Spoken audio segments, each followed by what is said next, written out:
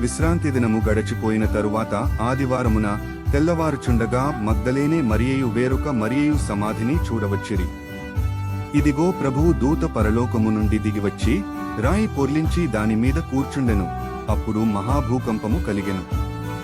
ఆ దూత స్వరూపము మెరుపువలె నుండెను. అతని వస్త్రము హిమమంత తెల్లగా ఉండెను. అతనికి భయపడుట వలన కావలివారు వణకి చచ్చిన వారివలె నుండిరి. దూత ఆ స్త్రీలను చూచి, మీరు భయపడకుడి, సిలువ వేయబడిన యేసును మీరు వెదకుచున్నారని నాకు తెలియను. ఆయన ఇక్కడ లేడు, తాను చెప్పినట్టే ఆయన లేచియున్నాడు.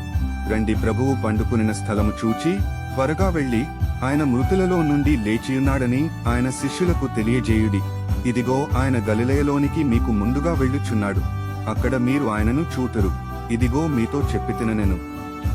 వారు భయముతోనూ మహా ఆనందముతోనూ సమాధి యొద్ద నుండి త్వరగా వెళ్లి ఆయన శిష్యులకు ఆ వర్తమానము తెలుప పరిగెత్తుచుండగా యేసు వారిని ఎదుర్కొని, మీకు శుభమని చెప్పెను.